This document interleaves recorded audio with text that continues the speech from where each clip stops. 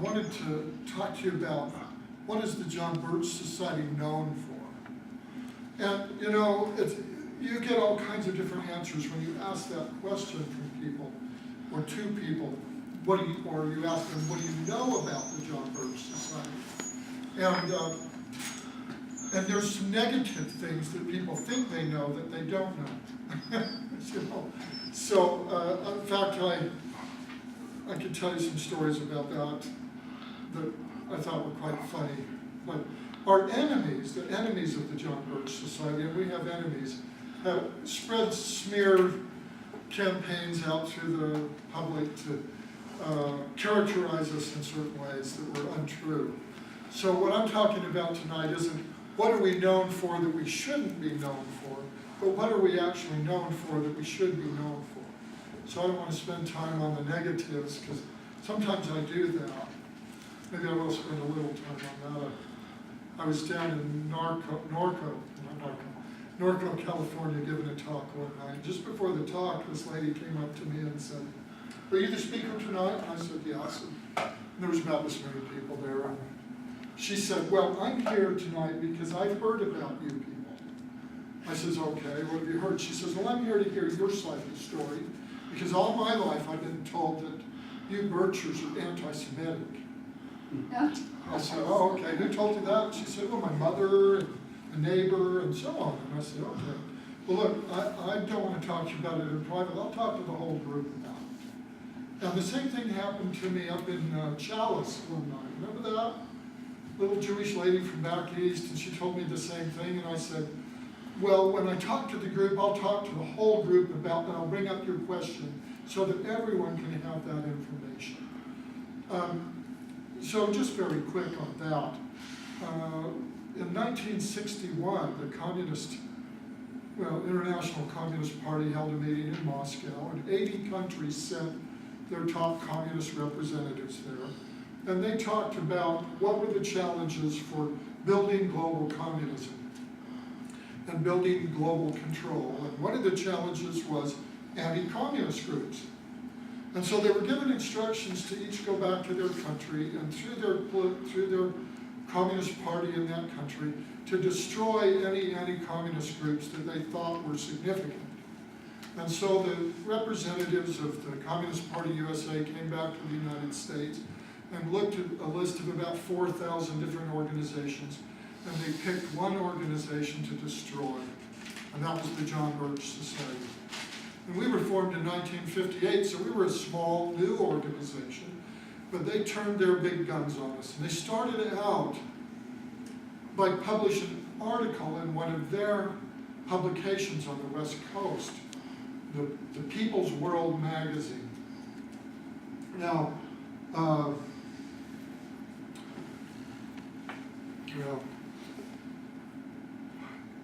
the smear campaign was picked up by the national press nationwide, and it grew and grew every day. John Birch Society hired a clipping service to clip the articles, and it got to be too many to clip.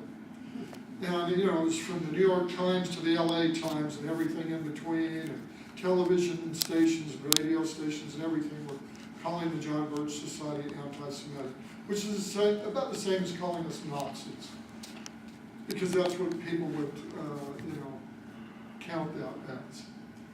And finally, our founder, Robert Welch, went on Beat the Press and said somebody ought to do a real investigation of us and see who we really are. And meanwhile, in California, in the legislature, there was a push by a lot of people sending in clippings. Why don't you investigate this subversive John Birch Society? They're anti-Semitic. They meet in secret cells. And they want to overthrow the government. In City Hall. And so there was a Democratic assemblyman there who said, okay, we're going to do an investigation. And he started a 2-year investigation of the John Birch Society.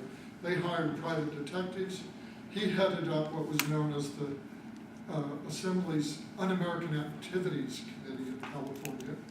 And so they infiltrated our chapters, they bought our books, they read our magazines, they watched our films, they attended our meetings, And at the end of 2 years, they published a 65-page report that completely vindicated the John Birch Society and helped us find out that it was actually their detectives followed all of the leads through all of the reporters and stuff, and it all went back to the article in the People's World magazine of the Communist Party, Enter from Stage Right, the John Birch Society.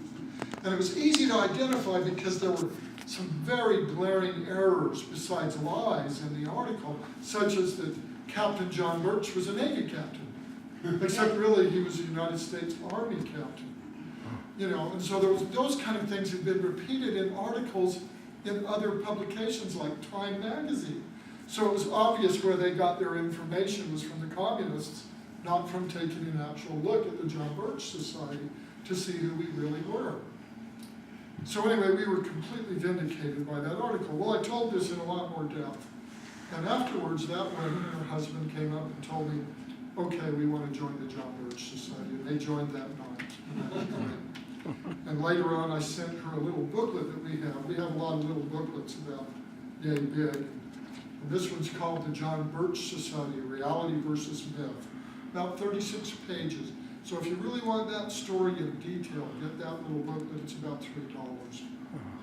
But so there's things we're known for that are lies about us, but that's not what I wanted to talk about tonight. I wanted to talk with you about what is the John Birch Society deservedly known for. And the first thing that most people know about us is that we're anti-communists, anti-collectivists. And I remember a reporter asking me one time, are you guys still anti-communists? And I said, sure, we're anti-collectivists. And he says, what's a collectivist? And I said, get your dictionary, look it up. You know, we're anti-socialist, anti-communist, anti-collectivist, anti-fascist. We're for freedom and for individual rights. We're known for being for protecting individual rights.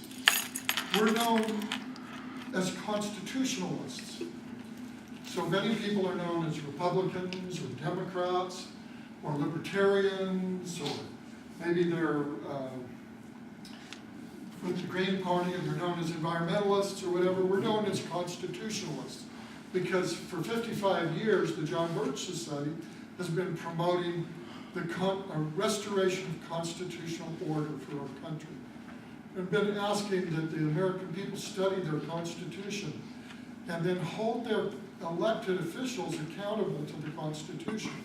So we're known also for holding our congressmen accountable. That Freedom Index that Dale just passed out to each of you is a report card on Congress, on every member of the House of Representatives and every member of the Senate. So it's designed to score them according to their compliance or non-compliance with the Constitution on the votes that are indicated in that particular index. And it becomes cumulative over their career, so that they build a cumulative score for themselves through the Freedom Index. And so the idea is that what we're trying to say is they take an oath of office to protect and defend the Constitution. They're supposed to be compliant with it. So our idea is that you judge a congressman or a president by their compliance with the Constitution. Do they keep their oath? Do they actually comply with the Constitution? Do they obey it? Or do they exceed the authorities delegated to them in the Constitution? And that's a way to judge them. Let the Constitution be the standard by which you judge candidates and delegates. The other thing is it's a way to judge the law. And that's what we do in that Freedom Index. We judge the law itself. Is a measure that Congress wants to pass constitutional? Well, what does that mean, constitutional? You know, it means is it legal? Is it in conformity with the supreme law of the land, which is the Constitution? All federal measures that Congress passes are supposed to conform to the Constitution and be pursuant to the Constitution. Not not stretching the meaning of the Constitution or looking for ways to get around it, trying to usurp authorities from the state governments that don't belong to it, but should be in conformity with it. And so the main thing Congress ought to be looking at is Article 1, Section 8, right? That's where the list of their delegated powers is found. And that is their entire grouping of powers that were delegated to them by the states and the people when the Constitution was ratified. Any other powers that they assume beyond that are assumptions that would be defined as usurpation. They're usurping powers from state governments or from individuals, powers that don't belong to them. And that's a sign of tyranny. So that's another thing the John Birch Society is known for, is that we point fingers. Okay? Now, that's not really popular, but I like to think of the John Birch Society as the little boy on the side of the road that says, the emperor has no clothes on. Nobody else wanted to admit it, nobody else wanted to say it, but that little boy told the truth. Maybe it was an unpleasant truth, maybe the emperor didn't look too good naked out there walking down the street, but he was willing to say, look, the emperor has no clothes on. It's an innocent telling of the truth, even if it's unpleasant or little known or unadmitted because people want to practice an avoidance behavior. I love that joke that says, denial ain't a river in the Egypt. Denial is what a lot of Americans practice every day. They don't want to know the truth because they might have to do something about what they know. And they don't want to see it because it's unpleasant. I was asked to talk in church once. They don't do that very often. They have to forget what I talk about before they ask me to talk.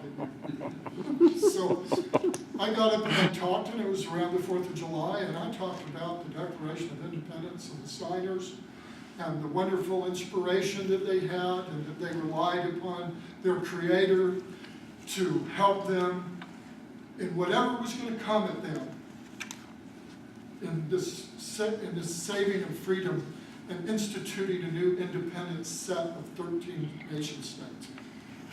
And so I went through that, and in the course of it, I held up a book, and I talked about a book, and then another one, kind of as, like I do tonight, they're visual aids. Dale says it's my visual age. Visual aids, and afterwards, the woman that lived across the street from me came up and said, I want to read that book you held up, and I said, here it is. Well, 2 days later, the book was on my kitchen table, so I phoned her. I said, hey, Nancy, how did you like that book? And she said, oh, I just couldn't read it. I got about a third of the way through it, and I just couldn't read it. I said, I don't want to know that stuff. I really don't want to know it. It was too negative. It was too frightening. I've got children to raise, and I need to be positive, and I don't want to know negative things like that. And I said, do you vote? And she says, well, of course. And I said, well, then you ought to be informed, shouldn't you? She says, oh, no, that, and I swear, she said this, no, that information is something men need to know about. And I said, well, if you assume the authority of being a voter, part of the electorate, you need to know the same thing the men need to know. And I don't care if it's troublesome. I said, was what you read untrue? She said, no, I'm sure it was true. It was obviously true. And I said, but it was bad news. She says, yeah. And I said, well, Nancy, if you go to the doctor and he tells you you have heart disease, do you go, oh, I don't want to know that. I don't want to know. Or do you say, what do I do about it? What can I do? Because I was diagnosed with heart disease a long, long time ago. I was 47 years old. Had my first heart attack. And I wanted to know about it. Gee, it's great I lived through this one. How many more will I have? And as one doctor said, well, usually in 50% of the cases, your first symptom of a heart attack is death. I said, okay, well, I've dodged that bullet this time. And I'm glad to know what I have and what I'm dealing with. I want to know so I can deal with it. Well, so she said, well, I don't want to know, and I don't want to talk about this stuff with you either. So she went home, and I coined a phrase for that night. And I called her back. I said, Nancy, once upon a time, there were two ostriches. They lived in the Serengeti Plain, and they both went out to eat. And one of them, as she was walking along, she saw that the grass was moving around her. And as she looked, she saw over here a lioness creeping through the grass towards her. And over here, another lioness creeping towards her. And ahead of her, another one. And what did she do? She stuck her head in the sand. And guess what? She was lioness dinner that night. The whole pride ate her. And she was tasty as could be. And all of their little cubs ate her. And it was a great meal. But the next day, another ostrich was walking through the same plain, tall grass. And as she was walking, she saw, uh-oh, there's a lion over here, there's a lion over there, there's a lion there. She turned her head around, they can turn their head all the way around. There was one behind her. She said, uh-oh, I better do something fast. And she thought, well, I could stick my head in the sand, that's what ostriches do. But that's not what she did.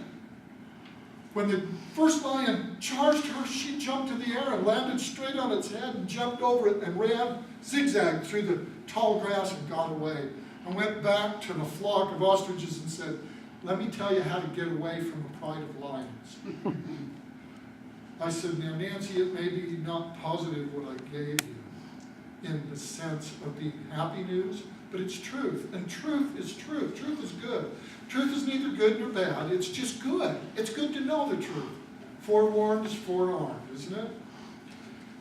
I says, Nancy, if I wake up in the night and I look over and I see out my window that your house is on fire, should I go, oh, I don't want to know that. That's bad. Nancy and Brent and their family could all burn to death. And I roll over and go to sleep and I don't want to know. And I'm not going to tell anybody, right? I'm not going to call the fire department or do anything about it because it's negative truth. He says, no, Nancy, you want me to call the fire department. In fact, you want me to call you and say, Nancy, your house is on fire. Get up and get your kids and get the heck out of there. I'll call the fire department. Just get everybody out. Well, that's the John Birch Society. We warn. We give warnings. We look at the truth, whether it's happy or sad or whatever. We want to know the truth. Just like, what's his name that you gave the speech for today? Patrick Henry. He wanted to know the truth and provide for it, no matter what. No matter how bad it might be to know. He wanted to make provisions for it. And that's what the John Birch Society has been trying to do for America. To tell the truth, even if it seems unpleasant to know. And that includes talking about traitors among us. Some people think there can't be any traitors in the United States of America. That only happens in a banana republic or something like that. And I'm always like, what, you never heard of Benedict Arnold? Are you kidding me? You don't think there's any traitors in this country? There certainly are. So we're known for pointing fingers, telling